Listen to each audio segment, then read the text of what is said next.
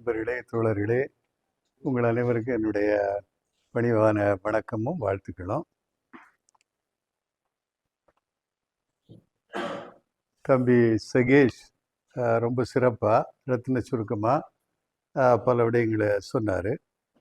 ஒருவேளை ஏதேன் என்று இருப்பதனால கொஞ்சம் இந்த ஏதேன் பற்றிய ஒரு விரிவாக்கத்தை சொல்லி அப்புறம் அதனுடைய பெண் அறிவு தேடல்ல எப்படி அங்கே ஈடுபட்டிருக்காங்கிறதையும் ஒரு பெண்ணிய பார்வையர் எடுத்து சொல்லி கவிதைக்கு நான் வரலாம் அப்படின்னு நினைக்கிறேன்.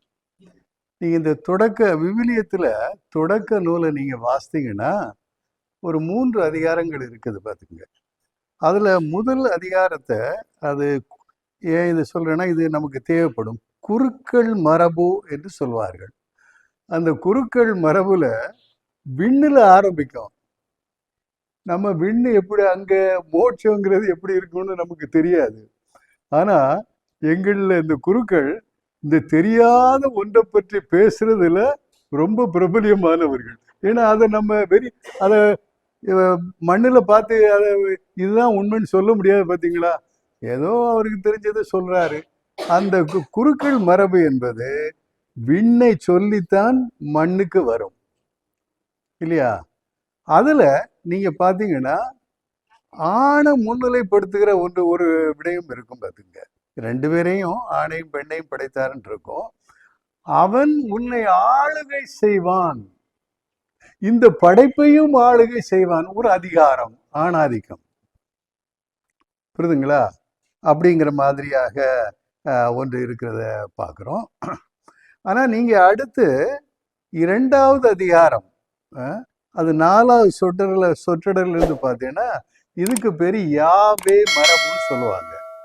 அந்த யாவே மரபு எங்க ஆரம்பிக்குன்னா மண்ணுல ஆரம்பிக்குது. மண்ணுல இருந்துதான் மனிதன். அது அவனுக்கு இன்னொரு பேரு மன்னன். மண்ணுல இருந்து உருவானவன் மன்னன், மனிதன் என்பதாக அது ரொம்ப யதார்த்தமா என்ன சொல்லுதுன்னா, நீ கடினமா உழைத்து இந்த மண்ணை பண்படுத்தி பக்குவப்படுத்த வேண்டும். அது அவனுக்கு மட்டுமல்ல, எல்லாருக்கும் ஆனது என்பது. அப்போ இந்த மரபை நம்ம இன்னைக்கு அழுத்தமாக சொல்ல வேண்டி இருக்கிறது. இங்க ஆளுகை செய்வதில்ல, அதிகாரம் செய்வதல்ல, இங்க பண்படுத்துவது, பக்குவப்படுத்துவது. நான் பேசும்போது எனக்கு உடனே எனக்கு என்ன ஞாபகம் வருதுன்னா, அந்த குன்றக்குடி அடிகளார், பழைய குன்றக்குடி அடிகளார் அவர் சொல்வார், நமக்கு சோறு, அதுக்கு கிடைக்கிற நெல் இல்லையா, நெல்லை அறுவடை பண்ணி வெயிலில் காய வைக்கிறோம். அப்புறம் அதை எடுத்து கொதி தண்ணியில் கொதிக்க வைக்கிறோம். அப்புறம் திரும்பவும் வெயிலில் காய வைக்கிறோம். அப்புறம் குத்தி அல்லது இயந்திரத்தை கூட அரிசி ஆக்குறோம். அப்படின்லாம் சொல்லிட்டு ஒரு கேள்வி கேட்பாரு, அப்பாவி நெல் எப்பாவும் செய்ததோ, எத்தனை முறை வெயிலில் அதை காய வைக்கிறது, எத்தனை முறை அது கொதி தண்ணியில கொதிக்க வைக்கிறது. அந்த நெல்லுக்கே இந்த கதி என்றால் அந்த பாவி மனிதனை எந்த வெயில்ல காய வைக்கணும், எந்த கொதி தண்ணியில வேக வைக்கணும், அவனை பக்குவப்படு. இதுதான் பண்பாடு. பண்பாடு என்பது பக்குவப்படுத்துறது. அது இந்த 2வது மரபுல இருக்கு. பாத்துக்கிறங்க, யாவே மரபுல இருக்குது. அது கடினமான உழைப்பும் அதுல இருக்குது இல்லையா? அதை நம்ம உழைப்ப சில சமயங்கள்ல அது அவன் மேல தண்டனை மாதிரி எடுத்துக்கிறோம். தண்டனை இல்லை, உழைத்து பண்படுத்த வேண்டும். அப்போ இந்த 2வது அந்த வருணனையில தான், 2வது அதிகாரத்துல தான் உயிர் மூச்சை ஊதினார் இல்லையா? அந்த மூச்சு உலகங்கள் பிரபஞ்சம் முழுவதும் காற்றாக இருக்கிறது இல்லையா? ஒரு பாடல் தமிழ்ல இருந்து சொல்லணும் அப்படின்னா, என்னில் ஆறும் எனக்கு இனியார் இலை, என்ன காட்டிலும் ஒரு பெரிய இனிமை யாரும் கிடையாது. என்னிலும் இனியான் ஒருவன் உடன் இருக்கிறான். அவன் யார் என்றால், என்னுள்ளே உயிர்ப்பாய் புறம்போந்து புக்கு என்னுள்ளே நிற்கும் இன்னம்பர் ஈசனே. அப்போ கடவுள் நமக்கு இந்த பிரபஞ்சத்துல இந்த உயிர் மூச்சாக காற்றாக இருக்கிறார் இல்லையா? அவர் மூச்சு விட மறந்துட்டாருன்னா செத்து போனாருன்னு அர்த்தம், புரியுதுங்களா? அப்போ இது எங்க இருக்குன்னா இந்த 2வது மரபுல இது இருக்கிறத பார்க்குறோம். அந்த 2வது மரபுல தான் சொல்லுவாங்க, கடவுள் செய்த முதல் அறுவை சிகிச்சைன்னு சொல்லுவாங்க. விலா எலும்புல இந்த விலா எலும்புங்கிறது இதயத்தின் நெருக்கமாக இருப்பது. நீ இதயத்துக்குள் நெருக்கமாக வைத்து பார்த்து கொள்ள வேண்டியது உனக்கு துணையாக தந்திருக்கிற இந்த பெண். அதை இன்னைக்கு ஒரு ஆணாதிக்கத்துல புராதன நமக்கு தெரியும், புராதன பொது உடைமை சமுதாயத்துல பெண் தலைமை. ஆனா பெண் தலைமைங்கிறது ஆதிக்கம் கிடையாது. இன்றைக்கும் பார்த்தீங்கன்னா அந்த வழிமரபுல வட இந்தியாவில் இந்த தோடர்கள் மத்தியில எல்லாம் பார்த்தீங்கன்னா நீ அவங்க வீட்டுக்கு போனா அந்த வீட்டு தலைவி தான் அவங்களோட உட்கார்ந்து பேசிக்கிட்டு இருப்பார். கணவன் போய் வீட்டில் தண்ணி எடுத்துட்டு வர்றது, சாப்பிட்றதுக்கு ஏதாவது கொடுக்கறது. அப்போ அதனாலதான் நமக்கு பார்த்தீங்கன்னா தமிழகத்துல வழிபாட்டுல பெண் தெய்வ வழிபாடு தான் அதிகமா இருக்கு இல்லையா? பெண் தெய்வ வழிபாடு. அப்போ அந்த நேரத்தில் உருவான வந்த பழமொழிகள் எல்லாம் அன்னையும் பிதாவும் முன்னறி தெய்வம் இல்லையா? பின்னால அந்த நில உடைமை சமுதாயம் வருது பார்த்தீங்களா, அங்க தந்தை சொல் மிக்க மந்திரம் இல்லை, அதுக்குள்ள மாறி போச்சு இல்லையா? மாறி போச்சா மாத்திட்டாங்களாங்கிறத கேள்வியை நம்ம வைக்க வேண்டியது இருக்கிறது. அப்புறம் இந்த பாம்பை பற்றி சொல்லும்போது, ஏன்னா சாத்தானின் அப்படிங்கிறது பாம்பை பற்றி சொல்லும்போது 3 படிகள் இருக்குது. கண்ணுக்கு கவர்ச்சியாக இருக்கிறது. நான் அன்றைக்கு ஒரு இளைஞர்களோட பேசிக்கிட்டு இருந்தேன். அப்போ அந்த இளைஞர் சொல்றா, பார்க்கறதுக்கு லுக்கா இருக்கணும், உள்ள பொக்கா இருந்தாலும் பரவாயில்லை. அப்போ கண் கவர்ச்சி, அதை கண் இச்சை என்று சொல்லுகிறோம் இல்லையா? அதே மாதிரி உடல் கவர்ச்சி, அது தின்ன நல்ல ருசியா இருக்கும், உடல் கவர்ச்சி. அப்புறம் அறிவு, ஆணவமாதல், இந்த 3 இருக்குது. இந்த உலகத்திலோட எல்லா பாவங்களையும் இந்த 3ல் அடைக்கலாம். கண்ணிச்சை, உடல் இச்சை, ஒரு ஆணவம், நெஞ்சில செருக்கு, நான் என்ற ஒரு தலைக்கணம். இது ஆணவ மலம் என்று இந்திய தத்துவத்துல சொல்லுவாங்க இல்லையா? இப்போ இதுல நீங்க நல்லா பார்த்தீங்கன்னா முதல்ல ஆண்டுகிட்ட கேட்குறாரு, ஏப்பா நீ ஏன் நான் இந்த சாப்பிடக்கூடாதுங்கிற மரத்துல இருந்து சாப்பிட்ட? அவன் சாப்பிட்டங்கிறத ஒத்துக்கிற மாட்டேங்கிறான். நீர் எனக்கு துணையாக தந்தீரே, வினையாக முடிந்து விட்டாளே இந்த பழத்தை தந்து இல்லையா? ஏமா நீ ஏன் சாப்பிட்ட? நீர் தான் படைத்த பாம்பு, அந்த பாம்பு என்னை ஏமாத்திட்டு அப்புறம் பாம்புகிட்ட உணவு கேட்கல. புரியுதுங்களா? நமக்கு இந்த மரபு இன்றைக்கு வர நம்மகிட்ட இருக்குது. சில சமயங்கள்ல நான் சில வீடுகளுக்கு போகும்போது கொஞ்சம் வாசல் குட்டையா இருக்கும், அது நான் கொஞ்சம் சரியா பார்க்காம போனோன்னா நான் போய் முட்டுறேன். ஆனா என்ன சொல்றேன், நான் முட்டினேன்னு சொல்ல மாட்டேன், அது தட்டிட்டு அப்படிங்கும். முள்ளு குத்திட்டு, முள்ளுக்கு நமக்கு நம்ம மேல என்ன கோபம், முள்ளு குத்தாது, நாம போய் அந்த மரபு இன்னைக்கு வர நம்மகிட்ட இருக்குது. தாதாபே மரபுங்கிறது இன்றைக்கு வர நம்மகிட்ட இருக்கிறத நம்ம பார்க்கிறோம். அடுத்து நீங்க உளவியல் ரீதியா பார்த்தீங்கன்னா, உளவியல் ரீதியாக அது ஒரு என்ன, இந்த உறவு முறியுது. முதல் கவிதை என் எலும்பின் எலும்பே சதையின் சதையே காதல் பாட்டு. இப்போ என்னன்னா நீர் தந்த அவள், அந்த உறவு முறிதலை பார்க்கிறோம். அந்த உறவு முறிதல் என்பது மனிதர்களுக்கு இடையிலே நடக்கின்ற ஒரு விஷயம் விடயம் மட்டுமல்ல, அந்த பூமியும் கஷ்டப்பட்டு உழைக்க வேண்டியது இருக்குது. அந்த உறவை முறிந்த உறவை மீண்டும் தூக்கி நிறுத்த வேண்டியது இருக்குது. கடவுள் அவர் அன்றைக்கு வர்றாரு, அதான் நீ எங்கேப்பா இருக்கா அப்படின்னு கேட்குறாரு, பயமா இருக்குது. அப்போ எல்லா உறவுகளும் முறிந்ததை மீண்டும் தூக்கி நிறுத்த வேண்டியது. நீங்க நல்லா பார்த்தீங்கன்னா கடைசியில் இந்த தூக்கி நிறுத்துறது யாராத்தான் இருக்கணும் விவிலியம் மறைமுகமாக சொல்லுதுன்றா, முதல்ல அவர் என்ன பண்றாருன்னா இந்த பாம்புக்கு சொல்றாரு, நீ ஊந்து போவா, புழுதியை தான் சாப்பிடுவா அப்படின்னு சொல்றாரு. அந்த பாம்புக்கு அடுத்தபடியாக பெண்ணை சொல்லுகிறார் இல்லையா? சரி, அதுக்கு அடுத்தபடியாக ஆண் வருகிறான். நீங்க தலைகீழா இதை மாத்தினாலும் முதல்ல ஆணு, அப்புறம் பெண்ணு, அப்புறம் பாம்பு. மத்தியில வர்றது எப்பவுமே பெண் தான். இந்த பெண் தான் மத்தியமாக, இந்த குடும்பத்தின் மத்தியமாக, இந்த சமூகத்தின் மத்தியமாக இருந்து கொண்டு இந்த உலகத்தை சீர்படுத்துவது அவள் தான் சீர்படுத்துவாள் அப்படிங்கிற மாதிரி அத ரொம்ப தெளிவா எங்க காட்டுறாருன்னா, இந்த திருவழிபாடு இருக்கு பார்த்தீங்களா, அந்த பெண்ணு தான் தூக்கி நிறுத்துறா பாத்துங்க. அப்போ நம்ம கவிஞருடைய குடும்பத்திலையும் பாக்குறோம் அந்த பெண் தான் இதான். ஆனா இதை நம்ம இன்னைக்கு மறைக்கிறோம், மறுக்கிறோம். இதை எப்படி இந்த ஒன்றிய அரசு வரலாற்று திரிச்ச மாதிரி இதெல்லாம் திரிக்கிறோம் பாத்துக்கிறீங்க. என்ன அதுல கூட நீங்க பாத்தீங்கன்னா ஈஷா அப்படின்னு இருக்கு. ஈஷனா மனுஷன், ஈஷானா பெண்ணு. அதை விட்டுருவோம், நமக்கு கிரேக்கம் எப்ரே எல்லாம் தெரியாட்டா பரவாயில்ல. ஆடம் இல்லையா இல்லையா ஆடம்னு எடுத்துட்டேன்னா மேடம்னு எடுத்துக்கிறேங்க. மேடம்னு எடுத்துட்டா மேடத்துக்குள்ளதான் ஆடம் அடக்கம், ஃபீமேலுக்குள்ளதான் மேல் அடக்கம், உமனுக்குள்ளதான் மேன் அடக்கம். அந்த சொல்லாடலு அந்த அடக்கம் என்பது பெண்ணுக்குள்ளதான் இருக்குது.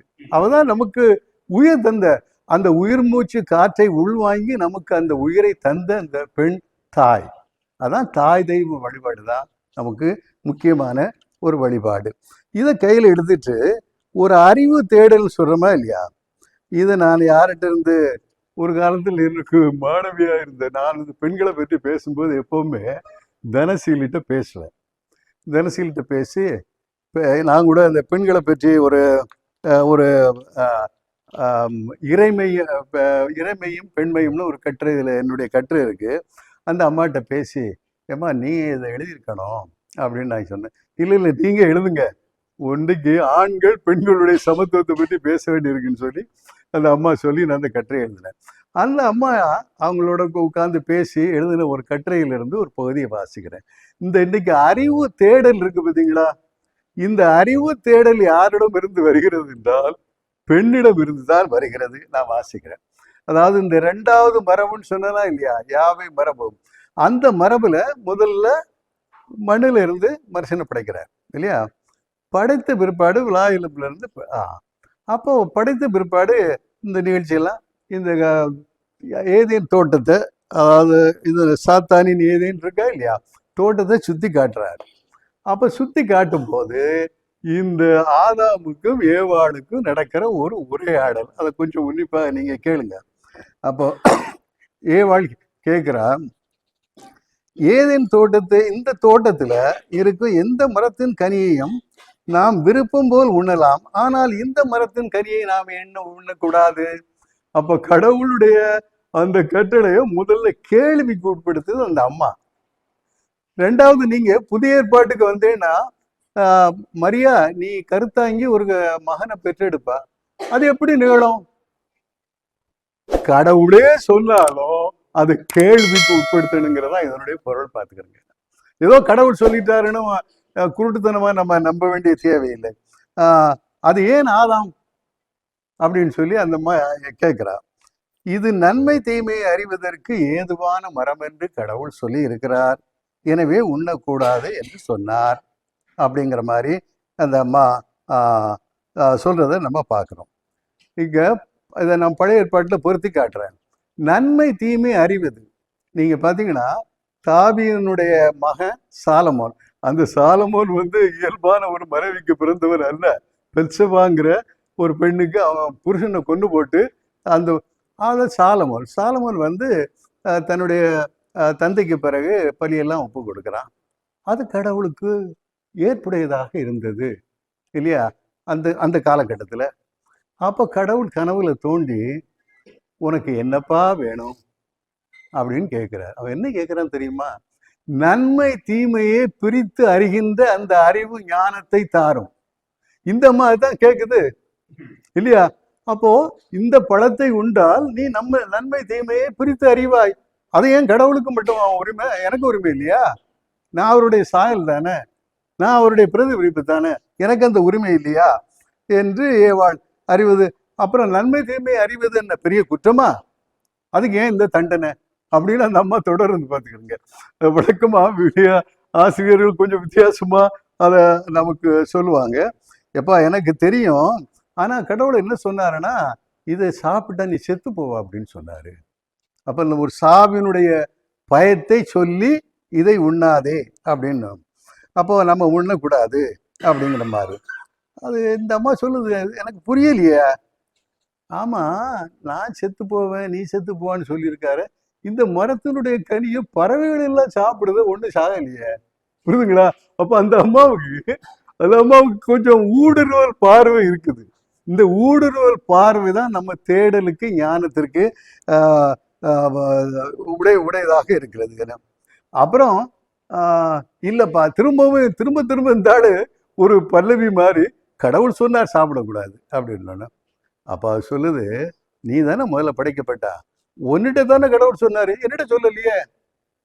நீ சாப்பிடாம வேணா இரு, நான் சாப்பிடுவேன். பாருங்க எப்படி அந்த அம்மா அது தொடர்ந்து அந்த அறிவு தேடலை கொண்டு போயிட்டு இருக்குன்னு சொல்லி பாருங்க இல்லையா.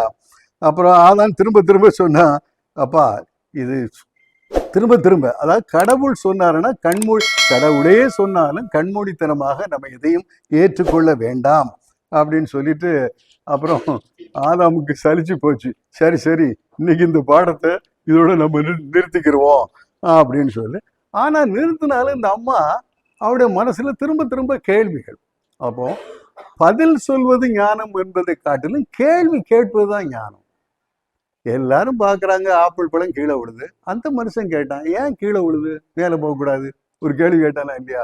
அதை சொன்னா, இன்னைக்கு இந்த மாவு அரைக்கிற நம்ம மேல இருந்து ஆட்டிக்கிட்டு இருந்தோம், அவன் சொன்னான் ஏன் கீழே இருந்து அதை ஆட்டக்கூடாது இல்லையா. அப்ப புதிய கண்டுபிடிப்புகள்லாம் இருப்பதை கேள்விக்கு உட்படுத்துவது, இது ஒரு அறிவு தேடல். ஆனா இந்த ஏவாள ஒரு அறிவு தேடலுடைய ஒரு குறியீடாக, அடையாளமாக நான் பார்க்கிறேன் இல்லையா. அப்போ இப்போ அடுத்தாப்புல இந்த மூன்றாவது ஆள், இந்த சாத்தானின் ஏதல்ல அதுல நன்றி சொல்லும்போது திருவாளர் சாத்தானுக்கு நன்றி என்று முதல் பக்கத்துல சொல்லியிருக்கார் இல்லையா. அப்போ இப்போ அடுத்த கட்டத்துல இந்த நாடகத்துல யார் வரான்னா சாத்தான் வருகிறான். அப்போ கண்கள் வந்து பார்க்கிறா. கேள்வி, கண் பார்வை அதுல சொல்லி இருக்குது, அந்த கனிகள் கண்களுக்கு களிப்பூட்டுவதாகவும் அறிவு பெறுவதற்கு விரும்பத்தக்கதாகவும் இருக்கிறது. இது விவிலியத்தில் சொன்னதை அப்படியே மேற்கோள் காட்டுறா. அப்புறம் மரத்தின் அடியில் இருந்து பார்த்துட்டு, ஆனா உள்ள ஒரு பயம் இருக்குது, சாப்பிட்டா செத்து போறோங்கிற பயம் இருக்குது இல்லையா. அப்ப அந்த அப்புறம் பாம்பு சொல்லுது, நீ ஒவ்வொரு நாளும் பார்க்குற, பாம்பு மரத்துல இருக்குது, ஒவ்வொரு நாளும் பார்க்குற, வந்து நிற்கிறா, நின்று பார்க்குறா, பார்த்துட்டு போறா. அப்போ ஏதோ ஒன்றுல இருக்குது அப்படின்னு சொல்லிட்டு, நீ இந்த பழத்தை சாப்பிட்டு பாரு, சாப்பிட்டு பார்த்தீங்கன்னா நீ சாகரியா சாகலையான்னு உனக்கு தெரியும். அப்போ இது கடைசியில் அப்போ கண் பார்வை பார்க்கறதுக்கு ரொம்ப நல்லா இருந்தது இல்லையா. அதான் சொல்லுங்க, பார்க்கறதுக்கு லுக்கா இருக்குங்கிற மாதிரி பார்க்கறதுக்கு நல்லா இருந்தது. அது உடலும் அதை விரும்புவதாக இருந்தது. அப்போ அந்த மரத்தை கனியை வாங்கி சாப்பிட்றான். சாப்பிட்றதோடு மட்டுமல்லாமல் அவ தன்னுடைய கணவனுக்கு கொண்டு விடும்போது என்ன சொல்றான்னா, நான் அறிவு தேடல வந்துட்டு நீ முட்டாளா இருந்தா நம்ம 2 பேருக்கு இடையில சரியா வராது, புரியுதா, அதனால நீ சாப்பிடு. எப்படி அந்த அம்மா தொடங்குறத தொடர்ந்து எடுத்துட்டு போறாங்கிறது நம்ம கவனத்துக்கு உரியதாக இருக்கிறது இல்லையா. அப்படின்னு சொல்லி அவனுக்கு கொடுக்குறா. அப்போ அந்த பழத்தை சாப்பிட்றாங்க. சாப்பிட்ட பிற்பாடு அறிவு கண்கள் திறந்தன அப்படின்னு அங்கே முடியுது. அப்புறம் அது தொடருது, கடவுள் வந்தார். அதாவது என்ன, நாம் இறப்போம் என்று சொல்லுது. அதை எப்படி நம்ம பார்க்கணும்னா, இந்த இறப்புங்கிறத இந்த லாசர்னு நற்செய்தியில் ஒன்று வரும் பார்த்துங்க. லாசர் செத்து போனான், ஆனால் இயேசு என்ன சொல்றாருன்னா, அவன் சாகவில்லை, உறங்குகிறான் அப்படிங்கிறார் இல்லையா. அதே மாதிரி அந்த சிறுமியும் அவ செத்து போனான், சிறுமி சாகலை இல்லையா. ஆனால் சிலரை செத்து போனவனை சாகலைங்கிறாரு இல்லையா. உயிரோடு இருக்கிறவன இறந்தவனை சுமந்தவனும் இறந்து விட்டான், இதை இருப்பவனும் நினைத்து பார்க்க மறந்து விட்டான், கண்ணதாசன். அவன் அவன் உயிரோடு உறவுல இல்லைன்னா அவன் செத்து போனவன். அதை எங்க சொல்றாருன்னா, அந்த ஒரு தந்தைக்கு 2 பையன் இருந்தானா இல்லையா, அந்த சின்னவன் ஓடி போனா இல்லையா, இவன் இறந்து போயிருந்தான், ஆனா பிசிக்கலா உயிரோட தான் இருக்கான். அந்த பின்னணியில நாம இதை பார்த்தா நல்லா இருக்கும். அப்ப இந்த பின்புலத்துல நான் இப்போது இந்த கவிதைக்கு நான் வருகின்றேன். இது நமக்கு இந்த பின்புலம் நமக்கு உதவியாக இருக்கும். சாத்தானின் ஏதேன்ங்கிறதுக்கு வருகிறேன். என்ன முதல்ல வாசித்தேன், ரொம்ப வேகமாக வாசித்த பிற்பாடு எதிரும் புதிருமாக இருந்த மாதிரி எனக்கு தோணுச்சு. திரும்ப 2வது முறை உட்கார்ந்து வாசித்தேன். பார்த்தா இந்த ஜோ ஒரு வித்தியாசமான ஒரு ஆளை நான் பார்க்குறேன். இந்த கவிதையினுடைய படைப்பாளியை ஒரு வித்தியாசம் எப்படின்னா, நாம் அதாவது இதை ஆங்கிலத்தில் லேட்ரல் திங்கிங்பாங்க. லேட்ரல் திங்கிங்னா சாதாரணமான மக்கள் பார்த்து ஒரு அறிவு தேடலில் ஈடுபடுறதை காட்டிலும் வித்தியாசமா அந்த பார்வையை பார்க்கறது இல்லையா. அந்த வித்தியாசமான பார்வையை நான் எங்க பார்க்கிறேன் அப்படின்னு சொல்லி கேட்டா, இந்த முதல் இது பக்கம் என்பதை காய் என்று அவர் குறிப்பிடுறாரு. காய் 1, காய் 2 அப்படின்னு. அதுல அவர் சொல்றாரு, தம்பி வேல்முருகனுக்கும் திருவாளர் சாத்தானுக்கும் நன்றி அப்படிங்கிற மாதிரி அவரு கொஞ்சம் நம்ம சாத்தான திருவாளர் சாத்தான் நன்றி நம்ம சொல்றது இல்லை இல்லையா. அப்படி ஆரம்பிக்கிறாரு. இதுல கடவுள்ல தான் ஆரம்பிக்கிறாரு, கடைசியில முடிக்கிற கவிதையும் கடவுள்ல தான் முடியுது. நமக்கு கூட்டங்கள்ல கடவுள் வாழ்த்துன்னு சொல்லி ஆரம்பிப்போம் இல்லையா, கடைசியில நன்றி சொல்லுவோம். கடைசியில எப்படி முடிக்கிறான்னா, அத்தனை அற்புதமாய், இதாவது 159வது காய், அத்தனை அற்புதமாய் வேறொருவரை எழுதிட முடியும் இந்த சாத்தானின் கவிதை தொகுப்பிற்கான அணிந்துரை ஒன்றை, வழக்கமா அணிந்துரை பெரிய ஆள்கிட்ட கேட்போம், அந்த கடவுளை விடவும் அப்படின்னு முடிச்சிடுறார். கடவுளை விடவும் அதுக்கு அணிந்துரை யார் சிறப்பா எழுத முடியும் அங்கிற பாணியில தொடக்கமும் முடிவும் கடவுள் அப்படிங்க. அப்போ அதுல நான் என்ன பார்க்கிறேன், ஆதியும் அந்தமும் இல்லையா, அகரமும் நகரமும் என்று சொல்ற ஒரு விடயத்தை பார்க்கிறேன். இந்த கவிதைகள்ல நான் குறிப்பா சொல்லணும்னா, சில கவிதைகள் கொஞ்சம் குழப்பமா இருக்குது, முரணா இருக்குது. ஆனா அதுக்குள்ள என்ன வைக்கிறாருன்னா, இந்த குழப்பத்துக்கு நீ தெளிவு தேடு, இந்த முரணுக்கு நீ அப்போ கவிதை வாசிட்டு ஆஹா ஓஹா அப்படின்னு சொல்லி புகழ்வோட நீ நின்றுடாம ஒன்னு சிந்திக்க வைக்கிறார். அப்படித்தான் நான் பார்க்கிறேன் இந்த கவிதைகளை பார்க்கும்போது. எந்த ஒரு விடயமும் நம்மை தொடர்ந்து சிந்திக்க வைக்க வேண்டும். எனது சாத்தானை, இது காய் 4, எனது சாத்தானை சிலுவையில் அறையலாம் தான், எங்கே 3ஆம் நாள் உயிர் தெழுந்து என்றென்றைக்குமாய் தங்கிவிடுவானோ என்று அதோட நிறுத்தார் இல்லையா.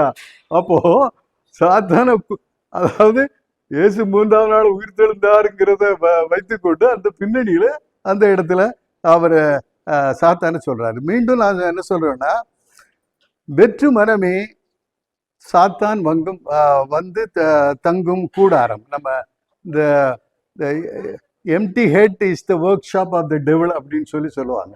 அவர் ஆங்கில படித்தவர். அதனால அவர் சொல்றாரு, வெற்றி மனமா வச்சிருக்காத, குப்பையிலையாவது போட்டு நிரப்பு அப்படிங்கிற மாதிரி அந்த கவிதையில அவர் சொல்றத நான் பார்க்கிறேன். இப்படி சில கவிதைகளை தன்னிடம் மட்டுமே உள்ள கடவுளின் அலைபேசி எண்ணை எவர் கேட்டாலும் கொடுக்காததாலேயே சாத்தான் என்று அழைக்கின்றோம். அப்போ ஒரு பக்கம் இப்படியும் இருக்குது, இன்னொரு பக்கம் அது சாத்தான் சில உண்மைகளை ரகசியமா தனக்குள்ளே வச்சுக்கிறது. அப்போ ஏவாளை பார்த்து சொல்றதெல்லாம் ஒரு பசப்பு மொழி இல்லையா, உண்மைய பிரித்து. அப்ப இன்றைக்கு இந்த மாதிரி வேலை செய்யறவங்க நம்ம நாட்டினுடைய பிரதமராகவும் நம்ம நாட்டுடைய உள்துறை அமைச்சராகவும் இருக்கிறத பாக்குறோம். அதை எங்கேயோ ஒண்ணு வாசித்தேன், இந்த மோடியுடைய அம்மா ஒரு நாள் ஏதோ பிறந்த நாளைக்கு ஒரு அவங்கள்ட்ட ஆசிரியர் பெறதுக்காக போனாலாம். அப்ப அந்த அம்மா சொன்னதா, இது கற்பனை சொன்னதா அப்படின்னா, மகனே சாகிறதுக்கு முன்னால ஒரு முறையாவது நீ உண்மை சொன்னான்னு சொல்லி கேட்டுட்டு நான் சாகணும் அப்படிங்கிற. அதனால அவரு வாயிலிருந்து பட சுடுறதெல்லாம் பொய்ங்கிற மாதிரி. அப்போ ஒரு இடத்துல சொல்றாரு, எனக்குள்ள உள்ள சந்தேகம் எல்லாம் சாத்தானே பயப்படுகிறது என்றால் எத்தனை கொடூரமாக இருக்க வேண்டும் அந்த கடவுளுடைய முகம். அப்ப கடவுளுடைய முகத்தை எப்பவும் ரொம்ப தாழ்ச்சி உள்ளவர், அது இனிமையானவர், அன்பானவர், அப்படித்தான் நம்ம சித்தரிச்சு பழக்கப்பட்டுட்டோம். ஆனா சாத்தானே கண்டு பயப்படுதுங்கிற இடத்துல ஒண்ணு சொல்றாரு. ஆனா அது 20வது இடத்துக்கு நீங்க வாசிக்கிற போது அவரு இப்படி சொல்றாரு பாருங்க. கொஞ்சம் அது எனக்கு ஒரு ஒரு வகையான முரண் போல, தேடல் போல எனக்கு தெரிந்தது. அந்த 20வது கவிதை, அதாவது இந்த கவிதை என்ன சொல்லுகிறதுனா, எனக்குள்ளே சந்தேகம் எல்லாம் சாத்தானே பயப்படுகிறது என்றால் எத்துணை கொடூரமாய் இருக்க வேண்டும் அந்த கடவுளின் முகம் என்பதால் அப்படின்னு பக்கம் சொல்லிட்டு 20வது கவிதையில் என்ன சொல்றாரு, பேய் பயமெல்லாம் அந்த கடவுளுக்கு தான், மற்றபடி கடவுள் பயம் எல்லாம் கிடையாது இந்த பேய்க்கெல்லாம் அப்படிங்கிறாரு. ஒரு முரண் இருக்கு. அந்த முரணுக்குள்ள அவர் என்ன சொல்ல வருகிறார் என்பதை நாம கொஞ்சம் ஆழமாக சிந்திக்க வேண்டியது. அடுத்து அந்த 23வது காயில் அவர் என்ன சொல்றாருன்னா, என் சாத்தானே, ரொம்ப நெருக்கமாக சாத்தானுடைய உறவு. அவரு என் சாத்தானே இவர்களை மன்னியும், தாங்கள் செய்வது இன்னதென்று இவர்களை அழியாதிருக்கிறார்கள். இயேசு சொன்ன. எனக்கு என்ன ஞாபகம் வருதுன்னா, இந்த கிறிஸ்தவ சமயத்துல இந்த சின்ன பசங்களை கூட்டி வச்சு அவங்களுக்கு இந்த மறைக்கல்வின்னு வைப்பாங்க. அப்போ அந்த ஆசிரியர் கேட்குறாரு, திருமணம் என்றால் என்ன அப்படின்னு கேட்டாரு. பசங்களை எல்லாம் சின்ன பசங்களா முடிச்சான். ஒரு பையன் எப்பவுமே கொஞ்சம் துடுக்கானவன், ஒருவேளை ஆசிரியர் ஜோ போல வித்தியாசமா சிந்திக்கிறவனா இருக்கலாம். அவன் எழுப்பி சொன்னான், எனக்கு தெரியும் டீச்சர், நான் சொல்றேன். என்னப்பா, கணவன் மனைவி இருப்பாங்க இல்லையா, கல்யாணத்துக்கு போவாங்கல்ல, இது சாமியார் என்ன பண்றாரு, கடவுளை பார்த்து, கடவுளே இவர்கள் செய்வது இன்னதென்று அறியாமல் செய்கிறார்களே மன்னியும்.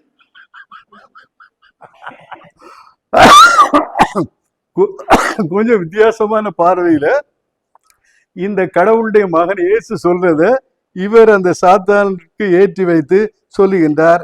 ஏன்னா நம்ம கொஞ்சம் அதனுடைய உட்பொருள் என்னங்கிறத இன்னும் ஆழமாக நாம சிந்திக்க வேண்டிய ஒன்று இருக்குது. நான் நிறைய விஷயங்கள் இப்படி சொல்ல முடியும். அதுல இன்னொரு, அதாவது 36வது காய், அதை நம்ம பார்த்தோம்னா, என் இனிய சாத்தானே, என் இனிய தெய்வமே, கடவுளே சொல்லுவோம். தம்பி சொன்ன மாதிரி அதாவது கல்லை வணங்குறான். நட்டகல்லை தெய்வம் என்று சுத்தியே 4 புட்பம் சாற்றியே முணமணம் என்று சாத்து மந்திரம் எதடா, நட்டகல்லும் பேசுமோ நாதனுள் இருக்கையிலே சுட்டு சட்டி சட்டுவம் கரிச்சுவை அறியுமோ அங்கிருந்து பாடல்.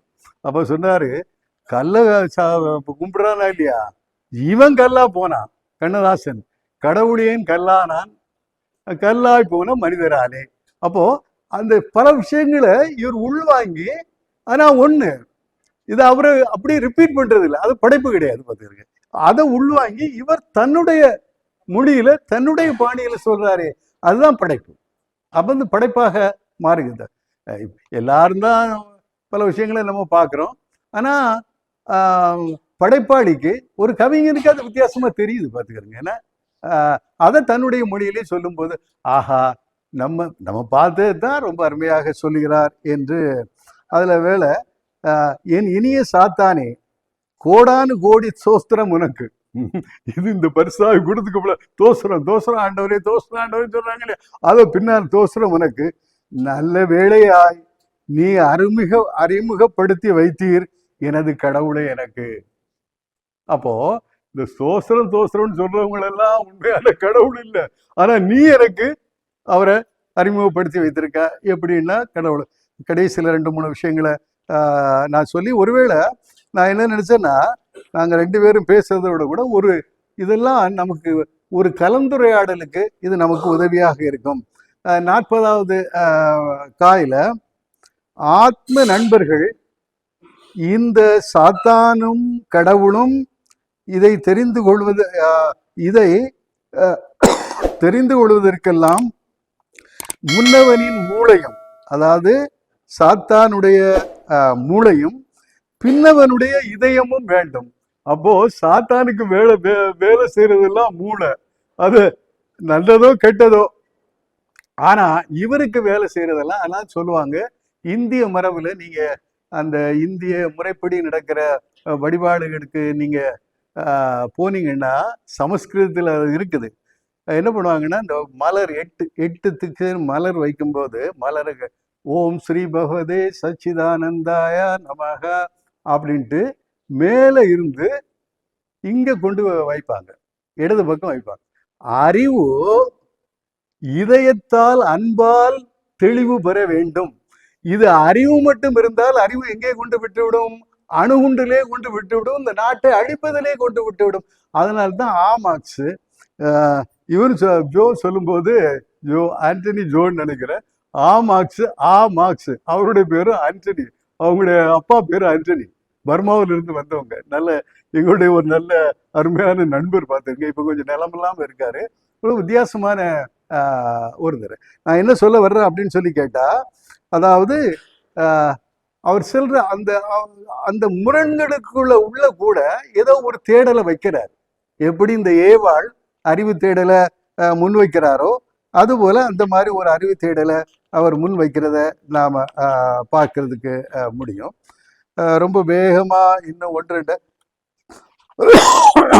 சாத்தானின் நண்பன் என்பதற்கெல்லாம் கடவுள் எதிரி கிடையாது. நாம எப்பவுமே கடவுளையும் சாத்தானையும் எதிரும் புதிருமாக நிறுத்தி பார்க்கிறோம். நான் சாத்தானுடைய நண்பன் என்பதற்கெல்லாம் கடவுளின் எதிரி கிடையாது. அப்போ இந்த ரெண்டுக்கு இடையில எனக்கு இதை வாசிக்கும் போது என்ன வந்ததுன்னா, எனக்கு இந்த ஆங்கில நாவல் மறந்து போச்சு, ஆத்தரும் மறந்து போச்சு. அதாவது உலக முடிவுல ஒரு சீன்,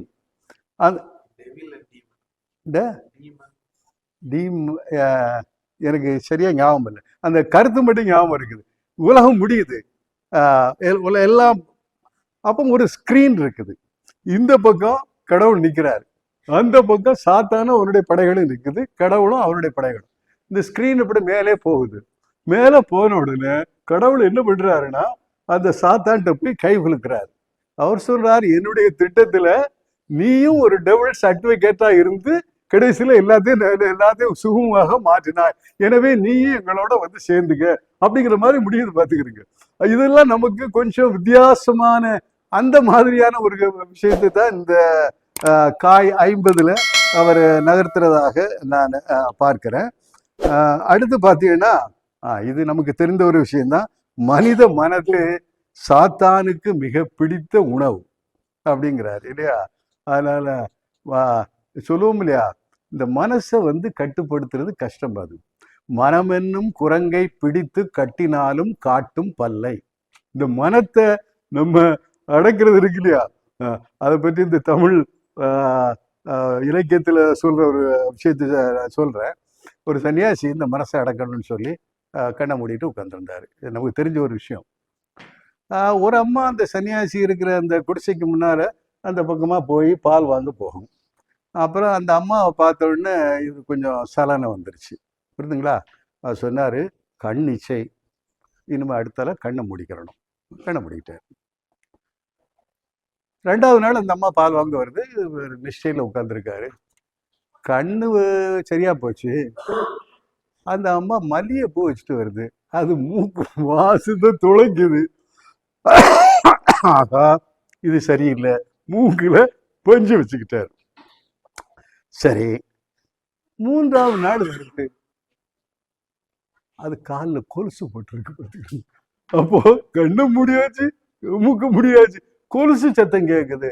ஆஹா, இது சரியில்லையே, காத்துலயும் பஞ்சு வச்சுக்கிட்டாரு. சரி, இனிமே சரியா போச்சு, கண்ணு சரியா போச்சு, மூக்கு சரியா போச்சு, காது சரியா போச்சு. அப்புறம் பார்த்தா 4வது நாள் அவரு, அந்த அம்மா வந்திருக்குமா, வந்துட்டு போயிருக்குமா, மனசு இதான் மனசு, புரியுதுங்களா. இந்த மனசை ஒருமுகப்படுத்துகிற சமயம், இது ஒரு கடினமான ஒரு விஷயம். ஒருமுகப்படுத்துறதுல தான் இந்த சாத்தான் வந்து அந்த அந்த மனித மனது சாத்தானுக்கு வந்து பிடித்த உணவு, அதில் செம்மப்படுத்துறதுக்கு, அதாவது செம்மப்படுத்தும் போது சொன்னாங்க, ஆவி, மனசு, அப்புறம் உடல். இப்போ இப்போ எப்படி இது சாத்தான் மாத்துதுன்னா உடல், கண்ணு, அப்புறம்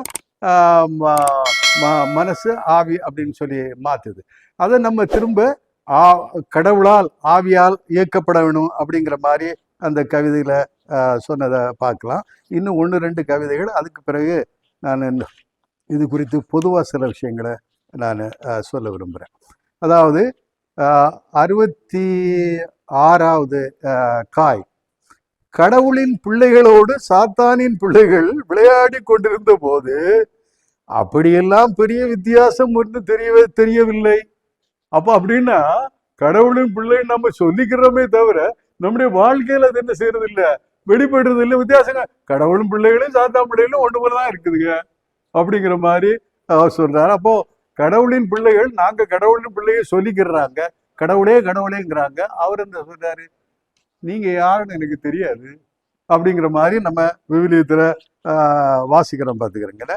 அடுத்து ஒரு 72வது ஒரு காயில சாத்தான் ஒரு இன்ட்ரெஸ்டிங்கான ஒன்று. சாத்தான் இறந்து போன செய்தி கேட்டு தற்கொலை செய்து கொண்டார் கடவுள். சாத்தான் இறந்து போன செய்தி கேட்டு தற்கொலை செய்து கொண்டார் கடவுள்.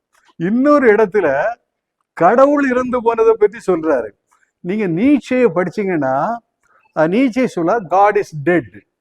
ஆனா எந்த பின்னணியில் அவர் சொல்றாருன்னா, கடவுள் இறந்து போனார், அவரை கல்லறையில வச்சாச்சு, அங்க புல்லும் முளைச்சாச்சு.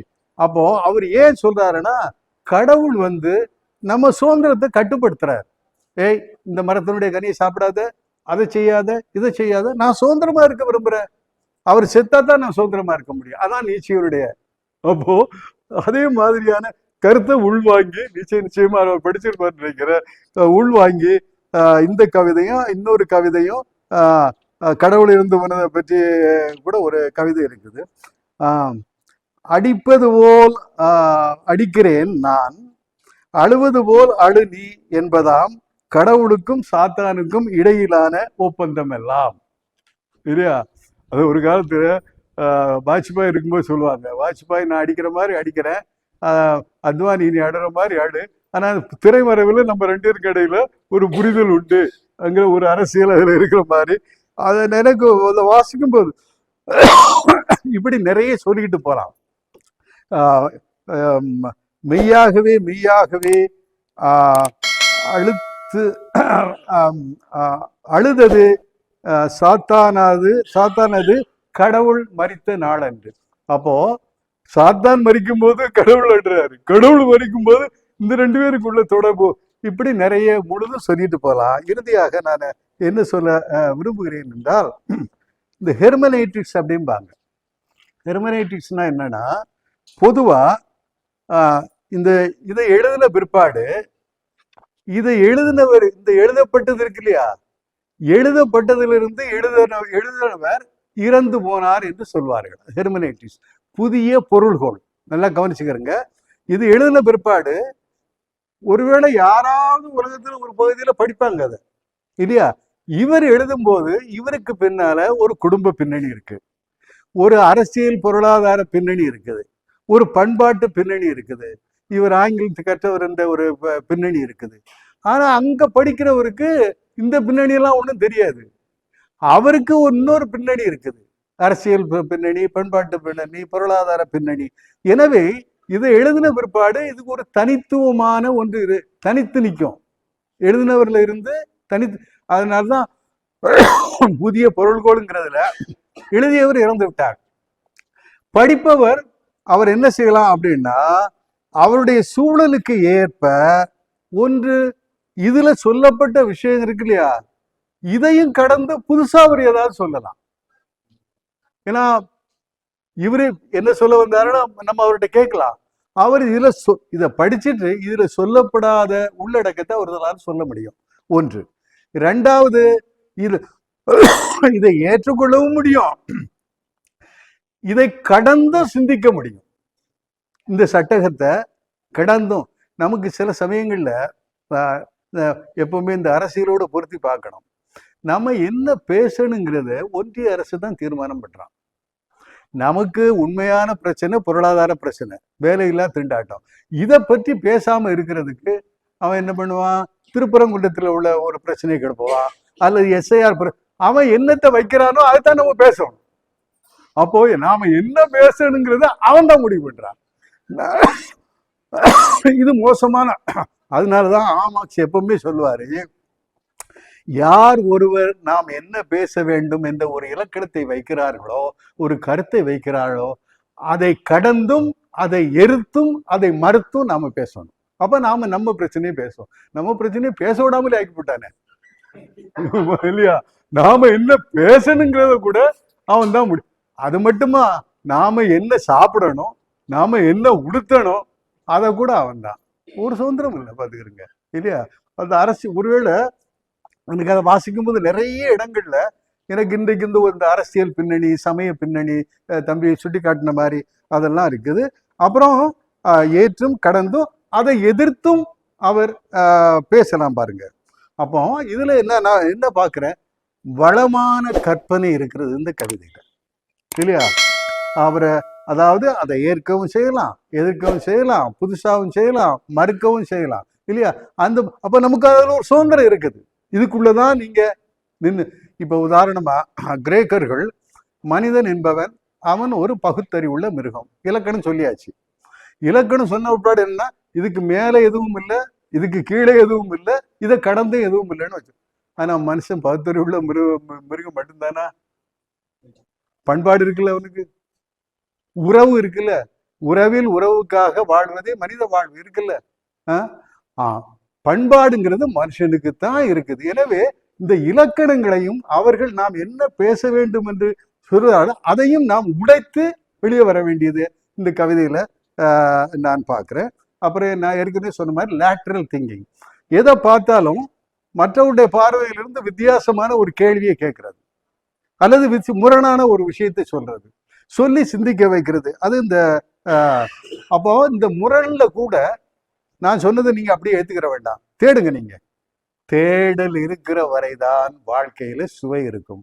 தேடல் நின்று போச்சுன்னா தேங்கிய குட்டையாக அது முடை நாற்றம் எடுப்பதாக அது இருக்கிறத பார்க்கிறேன். அப்புறம் இலக்கியத்துக்கு என்ன பொறுத்த மட்டும் பாத்தீங்கன்னா, ஒரு இலக்கியத்திற்கு ஒரு இலட்சியம். நீங்க பாரதியாரை கேட்டேன்னா, அவருடைய பூமியில இருக்கிறதுனால பாரதியாரை கேட்டேன்னா அவர் சொல்லுவாரு, அவருக்கு தொழிலே கவிதை தான் அப்படிம்பார். எமக்கு தொழில் கவிதை. அந்த கவிதை எதுக்கு? நாட்டுக்கு உழைத்தல், இமைப்பொழுதும் சோராதிருத்தல், செய்யும் கவிதை பராசக்தியால் செய்யப்படும் கான். அப்ப நம்ம நாட்டுல இன்றைக்கு அதை நான் பாக்குறேன் ஆசிரியர்கிட்ட, எதை சொன்னாலும் ஓரளவு கடவுளையும் சமயத்தையும் சம்பந்தப்படுத்தி சொல்ல வேண்டிய இருக்குது. ஆனா எந்த கடவுளை, சமயத்தினுடைய எந்த கருத்துங்கிறது அது நம்ம விமர்சனத்துக்கு உட்பட்டது. ஏன்னா இங்க கடவுளை விட்டுட்டு சமயத்தை விட்டுட்டு நீங்க சொன்னீங்கன்னா அது ஈடுபடாது பாத்துக்கிறீங்க. ஏன்னா நம்முடைய அடிமனதுல சப்கான்சியஸ் மைண்ட்னு சொல்லுவா இல்லையா, உணர்வு மனம், அடிமன உணர்வு, உணர்விலி மனம், அதுல இந்த சமய மரபுகள் நமக்கு இருக்குது பாத்துக்கிறீங்க. அதனால்தான் பெரியார் அறிவுபூர்வமா சொன்ன பல விஷயங்கள் ஈடுபடாம போனதுக்கு காரணம் அது.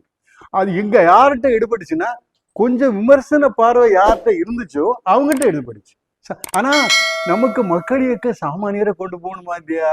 அத நான் இவருடைய கவிதையில பார்க்கிறேன். அப்புறம் இந்த அளவுகோலாக இந்த கவிதைகள்ல என்ன வெளிப்படுது அப்படிங்கன்னா, மனிதம், மதம் கடந்த மனிதநேயம், ஏன்னா சமயம் கடந்த சமத்துவம் இல்லையா? அந்த மாதிரியான ஒரு அளவுகோலை பார்க்கிற ஒரு பொது நன்மை. நான் எனக்காக மட்டுமல்ல சொல்லுவாங்க, பொது நன்மையில நம்ம சுற்றி இருக்கிற எல்லா தண்ணியும் நல்ல தண்ணியா இருந்தா தான் நாமும் நல்ல தண்ணியை குடிக்க முடியும் இல்லையா? இந்த பொது உடைமை தம்பி அருமையாக குறிப்பிட்டார் பாருங்க. அந்த கார்ல் மார்க்ஸ், அதை மட்டும் கடைசியில் நான் சொல்லி நான் முடிச்சிடுறேன். அந்த கார்ல் மார்க்ஸை பற்றி சொல்லும்போது, கார்ல் மார்க்சியத்துக்கு ஒரு இலக்கணம் மாதிரி என்ன சொன்னாருன்னா, from each one according to his capacity to each one according to his need. ஒவ்வொருவரும் தகுதிக்கேற்ப கொடுத்து தேவைக்கேற்ப எடுத்து. தகுதிக்கேற்ப நம்மகிட்ட இருக்கிறதெல்லாம் கொடுக்கணும், தேவைக்கு. அந்த கார்ல் மார்க்ஸ் ஒரு அடிக்குறிப்பு எழுதுறாரு. அந்த அடிக்குறிப்பு யாருடையனா, லூயி பிளான்ச் என்ற ஒரு பிரெஞ்சு ஆதருடைய அடிக்குறிப்பு. அந்த அடிக்குறிப்புக்கு போய் இந்த லூயி பிளான்ச் சொல்றதை பார்த்தா அவர் எங்க இருந்து எடுக்கிறான்னா, பொது உடைமை சித்தாந்தம் எங்க இருந்து இருக்குன்னா திருத்தூதர் பணி 2வது அதிகாரத்துல இருந்து இருக்குது. அப்போ நம்ம இந்த பொது உடைமையை நம்ம பிரித்து முதலாளியத்தமாக ஆக்குனதுல இந்த கெடுபிடியான நிறுவன திருச்சபைக்கு மிகப்பெரிய பண்பு. எனவே நிறுவன திருச்சபையை நாம கண்டிப்பாக விமர்சனம் பண்ண வேண்டிய தேவை இருக்கு. என்ன கேட்டீங்கன்னா, இயேசு ஒரு ஆன்டி கிளரிக்கல், கடுமையா குருக்களை விமர்சனம் பண்ணவர். அந்த ஒரு குரு இறங்கி வந்தாரா இல்லையா, அதுக்கு பிறகு ஒரு லேவியன் இறங்கி வந்தாரா இல்லையா. இந்த குருவும் இந்த லேவியனும் சமயத்துக்கும் மோசமான முன்னுதாரணம், ஆன்மீகத்துக்கும் மோசமான முன்னுதாரணம். சமயம் என்ன சொல்லுது? எல்லா சமயமும் அன்பே சிவம் இல்லையா. ஆனா அவன்கிட்ட அன்பு கிடையாது, ஜாமியார்கிட்ட அன்பு கிடையாது. அவன் எங்க இருந்து இறங்கி வரான்? வழிபாட்டுலயும் அவனுக்கு அன்பு கிடையாது. என்னன்னா அப்படி இருந்தானா அடிபட்டு கிடந்தவன் பார்த்துருப்பானா இல்லையா.